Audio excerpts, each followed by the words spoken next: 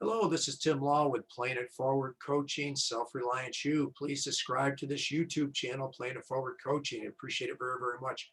Really, really pleased to have Travis Clemens, a phenomenal teacher over at Northeastern High School, who's going to kind of tell his story about his background, how he kind of got there. He was a graduate of Northeastern High School and then went on to school at 𝙎𝙊𝘾𝙄𝘼𝑆. So Travis, fire away, and thank you for joining us today. Sure, thanks. So like you said, yep, I graduated from Northeastern back in 2007, which to me doesn't seem like that long ago, but it's quite a long time now when you do the math. But anyway, so like you said, yep, I went to 𝙎𝙊𝘾𝙄𝘼 University where I actually majored in elementary education because the main reason was I knew I wanted to be a teacher, but I wasn't very good at math. So I figured I could handle elementary math, no problem. So anyway, graduate from 𝙎𝙊𝘾𝙄𝘼 4 years later and actually get my first job out of college is at Northeastern at 𝙎𝙊𝘾𝙄𝘼, where I was a long-term sub in 6th grade reading for half the year. And when I graduated college, it was, there were 200 applicants for every single teaching opening. So it was pretty cutthroat job market around here. So I knew I wanted a contract. I actually had another long-term sub for the following year, but I knew I wanted a contract just to, have some stability and not worry about it. So I started applying down south, out of state. I think I applied to every county in Maryland because they run the county school system, so you could apply to like 100 schools at one shot. So I ended up in 𝙈𝙀𝘿𝘄𝘼 County, which is just it's Salisbury is the the major city in 𝙈𝙀𝘿𝘄𝑼, just outside of Ocean City. So I ended up there teaching middle school reading in an urban setting. And when I was in college, I always said, I'm not going to teach middle school, I'm not going to teach reading, and I am not going to teach in an urban setting. Well, lo and behold, my first real contract position is middle school reading in an urban setting. When I applied and even interviewed, I didn't really realize what it was going to be like. I was just excited to have that contracted position. But honestly, once I got there, at first I was, it was quite the culture shock. I remember even our very first day for breakfast, the local church, the very first day for teachers, the local church brought biscuits and gravy for breakfast for all the teachers. And even then I thought, I think I'm a little farther south than I thought I was. So anyway, I spent 4 years down there. I actually 2 years in reading, and then I moved to science. I got certified in middle school science. And I taught 2 years of science down there. And as much as I never thought I'd want to do that or I'd like it, the experience down there has made me, so much better of a teacher than I would be not having gone down there. So really the only reason we came back was, my wife, and during that meantime, my wife, she had also graduated from 𝙎𝙊𝘾𝙄𝑼 and she got a job down there as well. We got married, had a kid. Once we had our first kid, we thought, let's, look at moving back to Pennsylvania. So she got a job and I didn't, but we knew, well, we can't wait around for both of us to get jobs or we'll never be moving back. So that year I taught 2nd grade, which actually is the first time I ever taught in elementary school, and very different. From 2nd grade at Northeastern was very different than middle schoolers in 𝙈𝙀𝘿𝘄𝑼 County. And then the year after, the spring, I kind of fell into an extended term sub at the high school, teaching high school business. And that's where I am now. I ended up getting the full-time job. And yeah, 5 years ago, I would have never thought I would have been, teaching high school business at Northeastern High School. But here I am teaching business and computer science. I love it. I don't know how I ever taught any of the younger kids because now, even some ninth graders, I'm like, you can come back when you're in 11th grade. But What's interesting, Travis, is the idea that you, as I said, you kind of started out with the elementary, but like you said, it was probably a real smart thing because so many of these teaching positions, they want you to have some experience. And yet, because you went out of the area to get that experience, you could honestly come back to Northeastern or any of the schools up here in York, Pennsylvania, or South Central PA area with that experience, kind of under your belt. And because I don't think they quite count the long-term sub things quite the same as, the actual contracted position out of state or wherever, Right. Would you agree with that? Yeah, it's really, yeah, I would.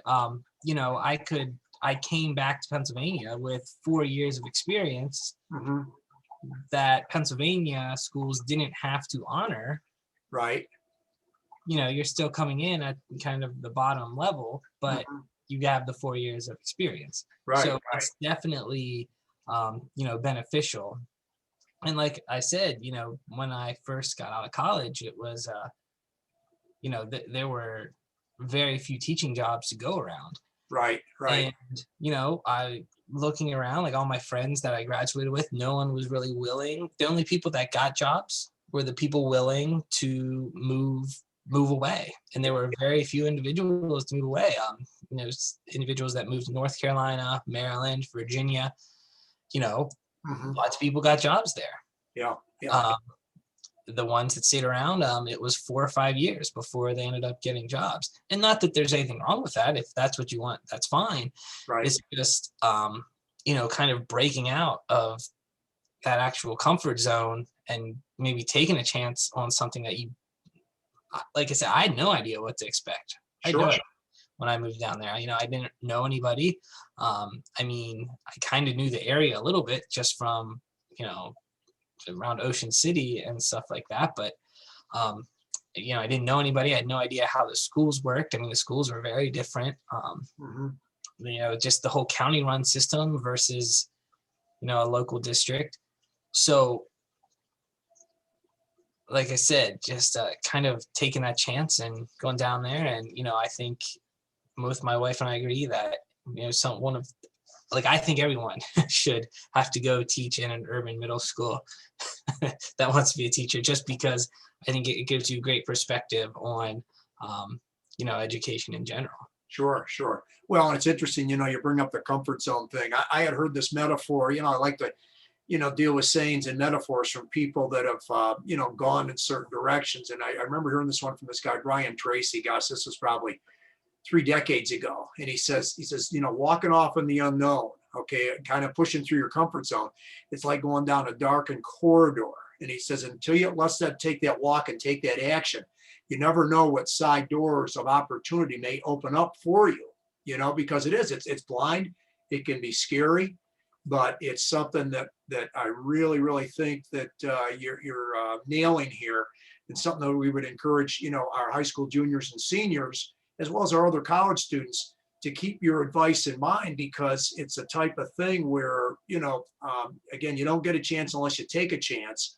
And so being able to push through a comfort zone is very, very important. Any particular advice that you would give to the juniors and seniors that may be looking, as far as, jumping back to your college days again, Travis, as far as what you might say to them? Sure. Well, first things are, in high school, I wasn't a bad student, but I wasn't a good student. I think that's one thing as I've moved forward, I kind of regret is that, wow, I could have done so much better, because in the grand scheme of things, it wasn't that difficult. Yeah. But so I think the first thing is don't wait 10 years and look back and think, I wish I would have done better. Mhm. Do that now, Sure. do that better now. And then, you don't have to kind of regret anything looking back. Mhm. The second thing is, college definitely isn't for everyone now. There's a huge push for trades workers. And I think I personally I don't. I think when you graduate from high school, you should have some sort of plan to, at least if you don't want to go to college, at least learn a skill of some sort. Sure. There were a shortage of plumbers, electricians, HVAC, stuff like that. You can make, lots of money right away out of high school, Yeah. as long as you have a skill with, minimal debt. And while we're talking about debt, and if you're unsure what you want to go to college for or where you want to go, it's okay to go to, community college for your first year or two. It's cheap. You can work your way through it. It kind of gives you a chance to figure out what you want to do. And, people, you might think, oh, I don't want to go to community college, but in the grand scheme of things, no one cares. Right. No one cares. That's Like, true. no one's going to look down on you for doing that. Mhm. You might think they are, and I think people, and I know kids think that. So it's like, oh, they'll say, oh, what are you doing after graduation? And they say, oh, I'm just going to hack. Well, that's great. I wish more people would just go to hack. Sure. Lots of people would save money. It gives people time to figure out what they want to do and, go from there. Right. So that is a viable option that I think, a lot of kids just overlook because they just want to go, right directly to Penn State, Maine, or Right. somewhere big. And, you can go to hack for, a fraction of, the cost of somewhere like Penn State. So Sure. I think that's, something, once again, to take a chance on. Yeah, makes a lot of sense. And I liked your thought about getting a skill, possible trade or whatever. One of the things, and we're actually fortunate in our school, as you know, with Mr. Forey, here it is, these kids, if they get their CDL license, all you got to do is drive around anywhere with all the trucks with the advertisements on, drivers wanted. And a kid between 18 and 20 can be making high five figures. Once they're 21 in 𝙈�ㄬ𝘶 State, they're in the six-figure range. So Right. that certainly would be a great skill for somebody to get if they're not quite sure as far as, going off into the high debt thing as far as college. If you really don't know, what you want to go there for. I see too many kids going off getting a very questionable degree as far as the value that's actually added out there in the real world. And meanwhile, they're accumulating huge amounts of debt, like I say, going to Penn State, Maine. And, we all know Penn State's got a great reputation. This is not a knock on it at all. But to go there without any idea of what you want as far as your major or anything like that is just, you're just really ringing up the debt very, very quickly. So as you said about the trade and about the skill or whatever, totally agree. And the other one I would throw in there is, and we're fortunate in our school, we can actually get a CDL license because we've got an in-house guy that actually does that. Right. And Mr. Forey has told me, I think he's only one of maybe like two high schools in the whole country that Yeah. offers this. It's like incredible. And a lot of people don't realize that. So other thoughts or ideas you have, Travis, that could help, some of our younger people, going forward. I think, like you said, the big things, kind of the big takeaways, is first thing, you can be scared to take a jump or to take but don't let that stop you. Mhm. Kind of said, like, moving somewhere that I didn't know anybody, didn't know anything about the school system to take a job, it was scary, Sure. but, I kind of, it was exciting as well. And you know what, if it didn't work out, I could have just moved back. Yes, absolutely. You know what I mean? No harm, no foul. And the second thing is, don't, like I said before, don't look back 10 years from and wish you did your best. Yeah. Look back 10 years knowing you did your best. Right. Well, and also, Travis, I know you're on Coach Wilson's volleyball team. And his teams have done phenomenally well, up at Northeastern and obviously around the state. How did the advantage of being involving with a interscholastic sport, a high level direction that Coach Wilson and his team took you? How did that impact your willingness to, really step out of your comfort zone? Because I've watched coaches practice and, it's not a big love fest out there. I mean, he loves you guys, but he's not he's hardcore coaching. You know, I really like the style that he uses, and he gets that well-oiled machine going. How did that help you as well? And it doesn't have to be volleyball. It can be anything. I'm a big believer in sports, band, music, extracurricular. But tell us about your volleyball experience, please. Sure. And I think, like you said, it's not much love, but he loves you. um, and yeah, the biggest thing I think that you can take away from him and his coaching is just discipline and attention to detail. Mhm. And if you just using that in kind of everyday life, I mean, just like in school, like when I was in high school and on the team, like especially during season, there's no way I was going to let my grades slip, because there was no way I was going to answer to him. I would rather answer to my parents than answer to him, because I wouldn't be practicing. I'd be out in the auxiliary gym, just doing something not so fun. So, Right. so just having that, the respect for him, and, just, the discipline and attention to detail. And I think that's what makes, some of our teams so great, Mhm. is the attention to detail. The program in general is so detail oriented. And, I my brother used to teach the middle school team for a year or two, and I went down to help him once or twice, and they would have scrimmages against other schools. And at Northeastern, when they're young, we really focus on the fundamentals and, attention to detail of how to do things correctly. The other schools, not so much. They're out there just cattywampus having fun. Right. Our teams would get discouraged because those teams would win and they're just kind of flinging the ball around. Mhm. But I would say, look, yeah, they're doing that and they are winning, but they're not learning anything.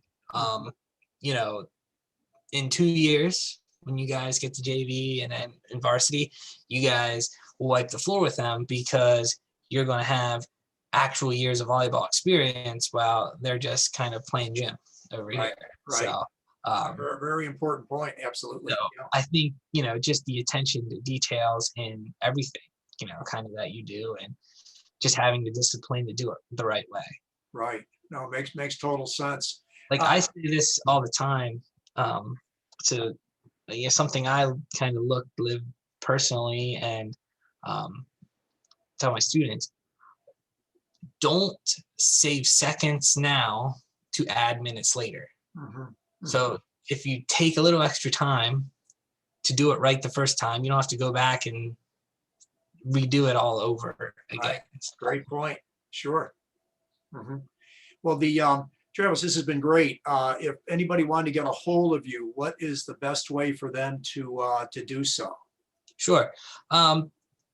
If you probably the easiest way is really to go to the Northeastern website, Northeastern High School, and get a staff. Look for Travis Clemens under business computer. It's Clemens TR, anybobcats.org. That'd be the easiest way to get it. Just it's the easiest way to find me. That way, if you Google or something. Okay, fantastic. Well, this has been great. Again, just a reminder to anybody that's watching this, please sign up for my YouTube channel, Playing It Forward Coaching. And Travis, if you could just kind of hang afterwards, I'll conclude this, and we'll chat for a minute offline here. But thank you so much. I very, very much appreciate it. All right. Thank you.